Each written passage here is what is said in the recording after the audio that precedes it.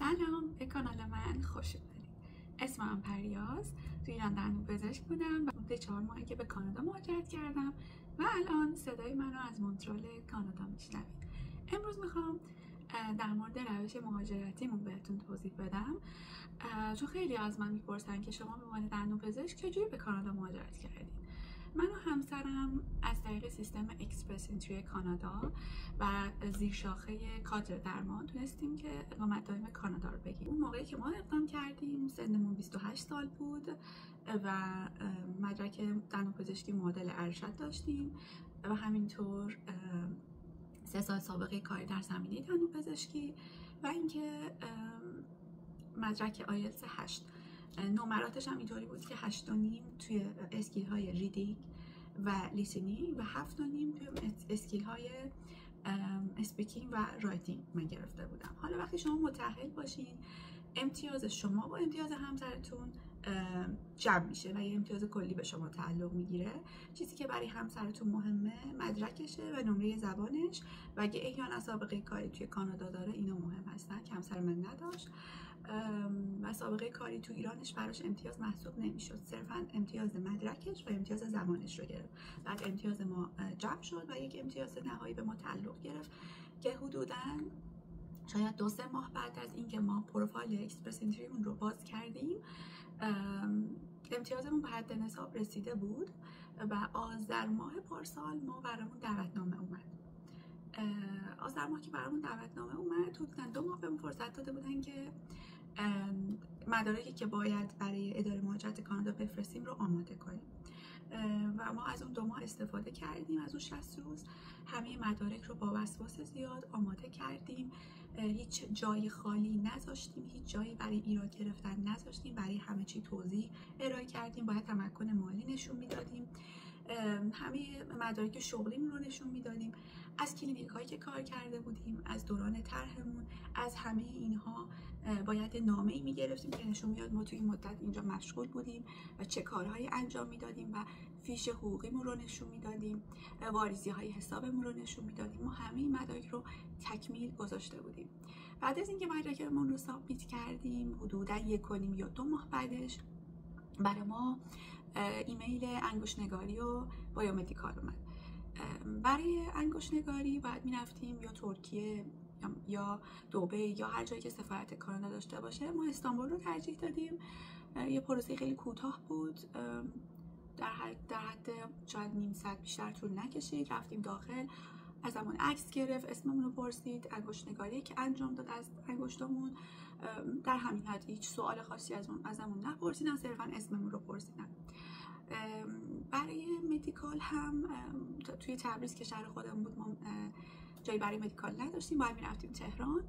رفتیم تهران، اسفند ماه بود و وقت گرفتیم و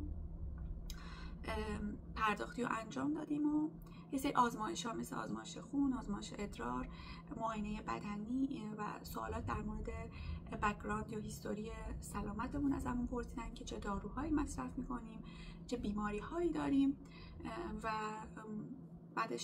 بعد از اینکه این مرحله گذشت ما حدوداً فکر اشتباه نکنم 1 یا 1.5 ماه بعدش از که سربازی همسرم برامون اتفاق افتاد یه سری توضیحات تکمیلی از ما خواستن در مورد سربازی همسرم و فکر کنم 1 هفته به ما فرصت داده بودن که این حالا پرسشی که از ما شده بود رو جواب بدیم و ما روز آخر جواب اسکشون رو سابمیت کردیم و فکر کنم 1.5 ماه بعدش، حالا اشتباه نکنم 1.5 یا 2 ماه بعدش ما ویزا شدیم.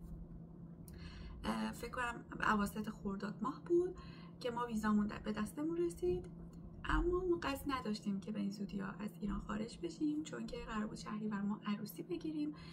در حول و ولای کارهای عروسی بودیم، میخواستیم که بعد اینکه عروسیمون رو گرفتیم حالا 2-3 هفته بعد درش بلیتمون رو بگیریم و بیایم کانادا. تو این حین که ما اصلا به فکر اومدن به این زودی ها نبودیم، جنگ اسرائیل و ایران شروع شد و ما تو دوراهی مونده بودیم که الان که ما ویزا داریم چی کار باید بکنیم، باید از اینا خارج شیم زودتر و یا اینکه منتظر باشیم، چون فرصت این ویزایی که به شما میدن 1 سال بعد از انگشت‌نگاری ما، دقیقا فروردین 4 فروردین 1404 انگشت‌نگاری کرده بودیم، یعنی تا فروردین 1405 ما فرصت داشتیم که از این ویزامون استفاده کنیم. اما مشکلی که بود این بود که ما نمیدونستیم این جنگ قراره تا چند روز ادامه پیدا کنه، تا چند ماه ادامه پیدا کنه، مرزها قراره بسته بشه، مرزها قراره باز بمونه و یه جورایی وسط یه معمای خیلی بزرگی بودیم که آیا ما ریسک کنیم بمونیم، اصلا میتونیم اگه بمونیم میتونیم عروسی بگیریم، نمیتونیم. واقعا اوضاع خیلی غیر قابل پیش بینی بود. برای همین تصمیم گرفتیم که به حالت زمینی از ایران خارج بشیم. رفتیم اول از طریق مرز بازرگان وارد ترکیه شدیم و مجبور شدیم 1 هفته اونجا بمونیم، چون اولین بلیتی که از اون شهر کوچیک به استانبول بود برای 1 هفته بعد بود و در نهایت بعد از 1 هفته تونستیم بلیط بگیریم استانبول. 1 شب هم مجبور شدیم استانبول بمونیم و بعدش هم رفتیم از فرودگاه استانبول پرواز داشتیم به مونترال کانادا. و الان یه نگاه میکنم، خب اون لحظه ما واقعا هیچ فرصتی برای خداحافظی کردن، هیچ فرصتی برای جمع کردن اصولی وسایلمون، هیچ فرصتی برای اصلا فکر کردن هم نداشتیم. یعنی خیلی کارا بود که می‌خواستیم قبل از اومدنمون انجام بدیم، خیلی وسایل بود که من دوست داشتم با خودم بیارم ولی هیچ فرصت نشد و یه جورایی اینا هنوز تو مغز من حل نشده. ولی با این حال به نظرم 3 ماه زودتر اومدنمون از جهت اینکه زودتر راه افتادیم و قبل از اینکه زمستون بشه تونستیم کار پیدا کنیم، تونستیم مشغول بشیم و تونستیم که خودمون رو با اینجا وفق بدیم، خیلی بهتر شد. چون ما اگه مثلا اوایل پاییز می‌خواستیم بیایم، هنوز چیزی نشده، زمستون سر میرسه و زمستون‌ها اینجا خیلی زمستون‌های سختی هستن و عملاً آزادی عمل ما رو خیلی میتونست محدود کنه. در نتیجه احساس میکنم که از نظر زمانی برای ما بهتر شد که تونستیم 3 ماه زودتر وارد کانادا بشیم و از اون تایم حالا تابستونش نهایت استفاده رو کردیم، از جهت اینکه رو به راحتی میتونستیم بریم جاهای مختلف، کلینیک‌های مختلف و بتونیم که دنبال کار بگردیم. ولی واقعا دوست داشتم یه سری وسایل با خودم می آوردم. خیلی با کم بوده وسایل مواجه شدم، چه از نظر لباس چه از نظر وسایل خونه، چون ما عملا هیچی با خودمون نیاوردیم از جهت وسایل خونه و فقط لباسهای شخصی خودمون آورده بودیم.